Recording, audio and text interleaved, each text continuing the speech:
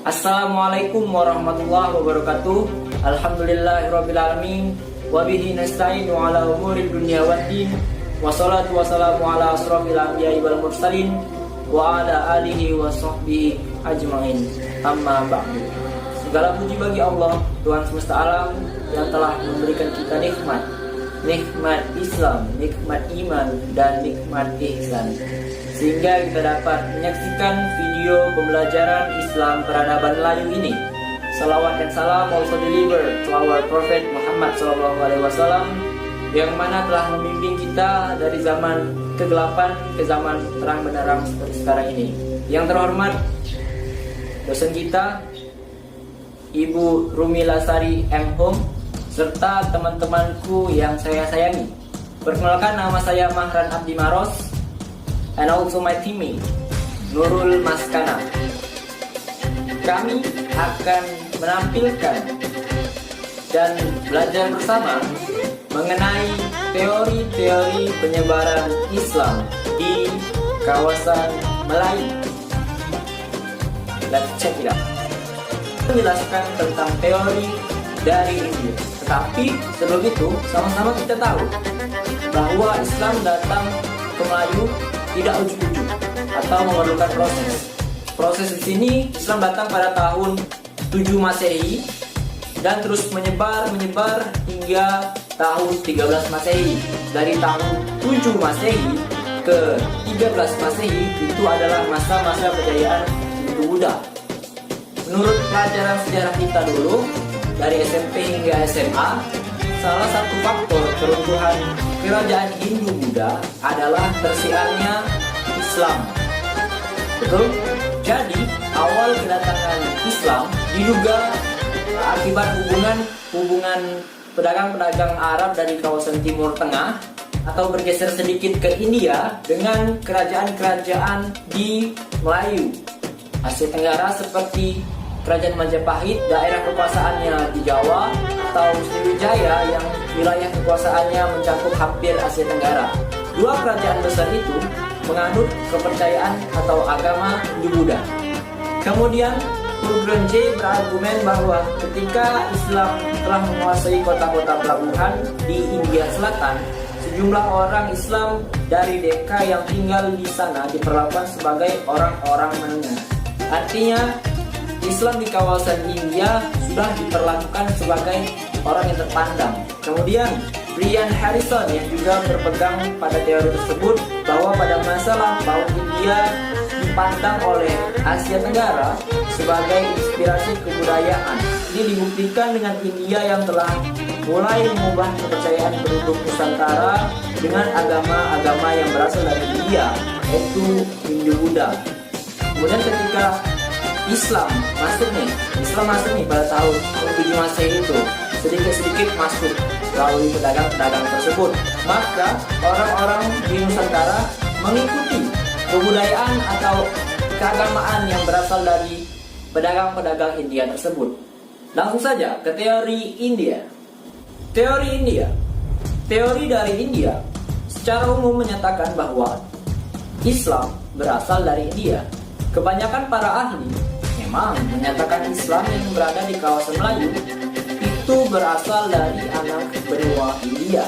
Tetapi di sini terdapat beragam perbedaan pandangan dari daerah India mana sih yang menjadi asal-usulnya. Hal ini dikarenakan perbedaan alat bukti historiografi yang digunakan dan juga perbedaan cara penafsirannya. Nah, hal itulah yang akan kita bahas. Pertama, teori Urgenje.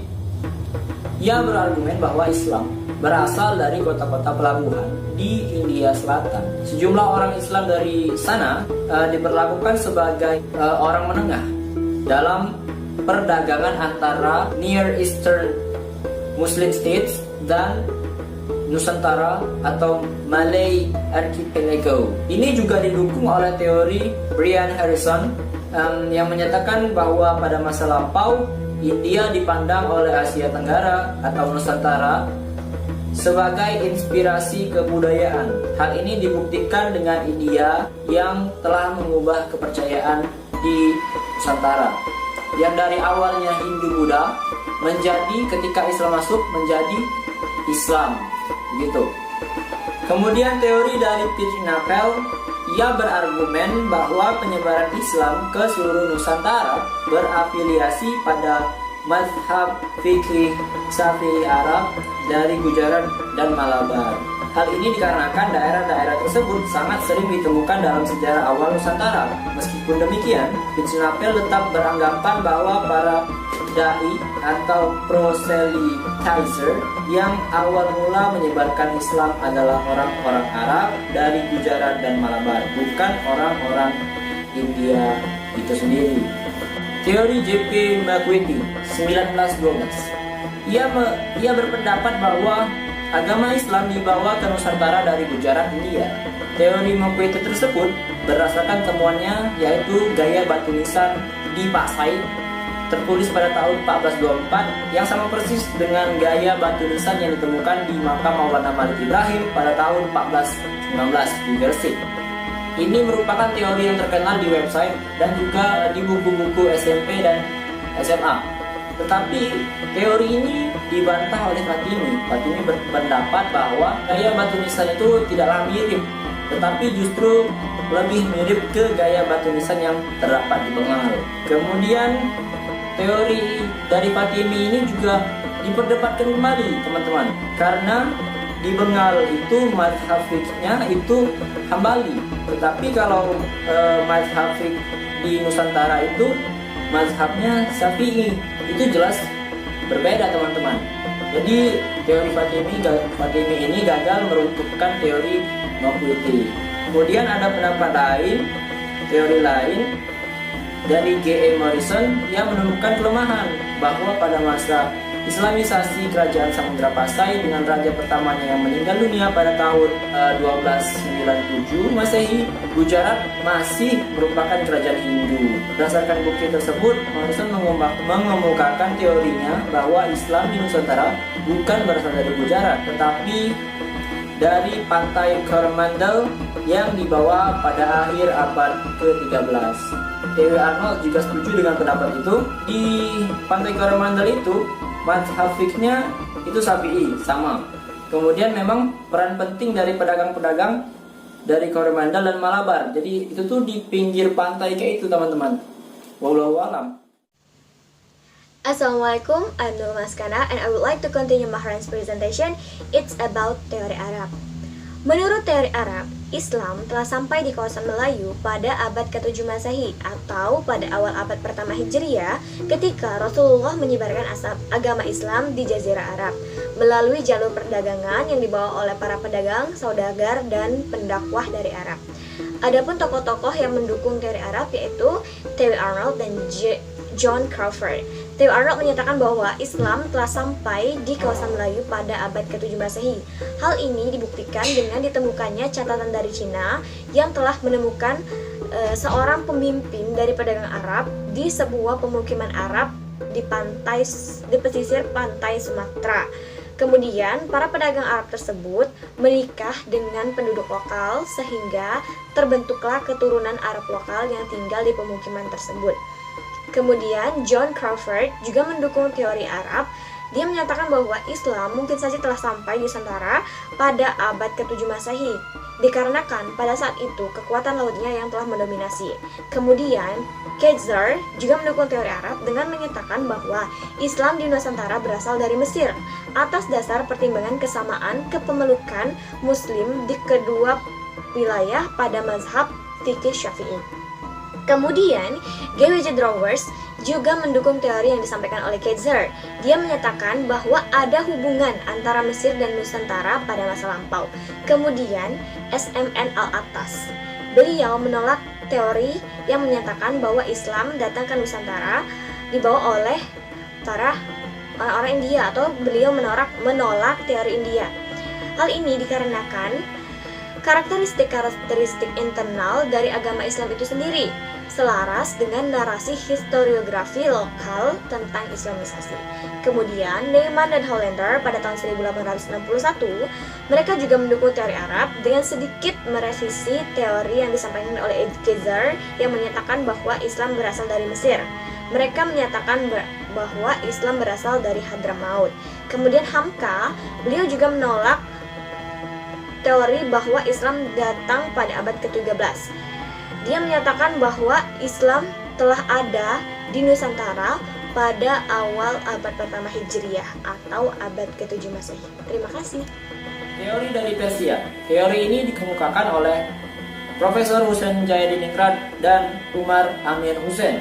Teori dari Persia tidak boleh dikesampingkan, teman-teman, karena teori ini memiliki alasan.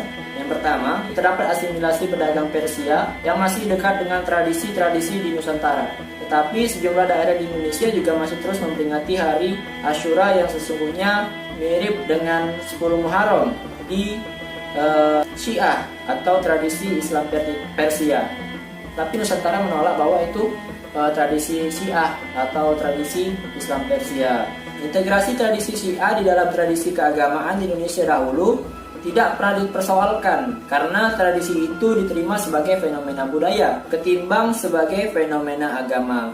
Persoalan mulai muncul ketika tadinya sebuah fenomena budaya dikembangkan menjadi fenomena agama, dan ini bisa memunculkan fenomena seperti bid'ah. Wallahu alam. Kemudian kenyataan lain yang dijadikan bukti atau alasan ialah banyaknya kosakata Persia yang menjadi kosakata bahasa Melayu dan bahasa Indonesia. Seperti kalau berhubungan dengan pedagang dan di pelabuhan itu Syah Bandar. Begitu, teman-teman. Selanjutnya adalah teori Cina. Pada zaman pemerintahan dinasti Tang, sekitar tahun 659 Masehi, pendapat ini didukung oleh Emmanuel Godinho di Evidia, yang digunakan oleh Athman dalam tulisannya yang mengatakan bahwa Islam datang ke Nusantara dari Cina melalui Kanton dan Hainan pada abad ke-9 Masehi dengan bukti ditemukannya batu bersurat di Kuala Terengganu yang terletak di pantai timur Tanah Melayu. Selanjutnya adalah teori akomodasi. Sejumlah perbedaan yang terdapat dalam perdebatan antara kedatangan, penyebaran, dan islamisasi di kawasan Melayu telah mendorong para sejarawan dan sarjana untuk melakukan akomodasi. Teori akomodasi menyatakan bahwa tahap permulaan Islam di Nusantara telah terjadi pada abad ke-7 Masehi. Sedangkan pada abad ke-13 merupakan proses penyebaran dan terbentuknya masyarakat Islam di Nusantara. Kemudian, Hasan Ma'arif Ambari menyatakan 3 fase islamisasi. Fase yang pertama yaitu fase kehadiran para pedagang muslim pada abad ke-7 sampai abad ke-11. Fase yang kedua yaitu fase terbentuknya kerajaan Islam pada abad ke-13 sampai ke-16. Dan fase perlembagaan Islam terjadi sesudah abad-abad tersebut. Kemudian, terdapat 2 teori penguat yang menyatakan teori akomodasi, yaitu teori mata air dan teori rempah-rempah. Teori mata air disampaikan oleh Ajumardi Azra. Teori ini mengatakan bahwa Islam mengalir seperti air yang sumbernya mungkin berasal dari Cina, namun terdapat juga sumber lain seperti India, Arab, dan Bengal. Kemudian teori rempah-rempah. Teori ini menunjukkan eksistensi pedagang muslim di kawasan Nusantara melalui jalur perdagangan rempah-rempah atau spicy food dan jalur perdagangan sutra atau Silk Road. Kemudian Islam pernah menjadi Asia Tenggara pernah menjadi pusat perdagangan dunia, yaitu yang disebut oleh para sejarawan dengan Age of Commerce, yang pada saat itu terjadi pada tahun ke-14 dan ke-16 Masehi atau abad ke-14 dan sampai ke-16 Masehi. Asia Tenggara disebut juga dengan the world's most prosperous trade center. Teori dari Gujarat. Teori ini sangat terkenal yang disampaikan oleh J.P. McQuitty pada tahun 1912 Masehi, khusus Gujarat. Seperti yang sudah saya jelaskan, bahwa kesamaan jenis gaya batu nisan yang terdapat di Pasai dan Gresik sama dengan gaya batu nisan di Cambai, tepatnya di Gujarat.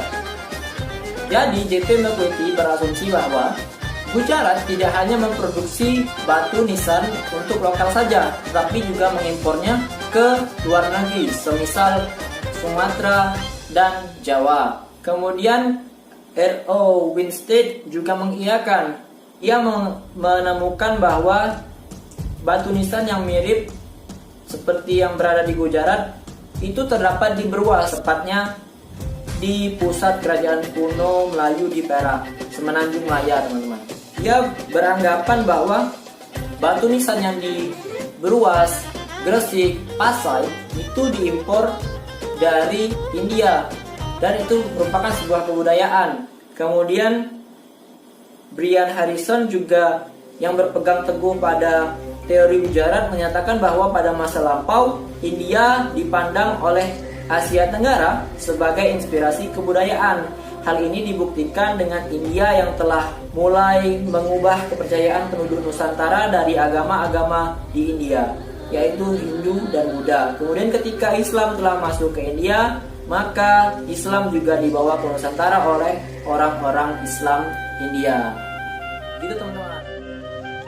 Kemudian yang terakhir adalah teori Eropa. Pada tahun 1292, seorang penjelajah dunia yaitu Marco Polo yang berkebangsaan Eropa, Venesia, Italia, dia menyatakan bahwa dia pernah singgah di Perlak atau Perula dan menemukan sebuah kerajaan yang bercorak Islam, yaitu Kerajaan Samudra Pasai dengan ibu kota Pasai di Sumatera bagian utara.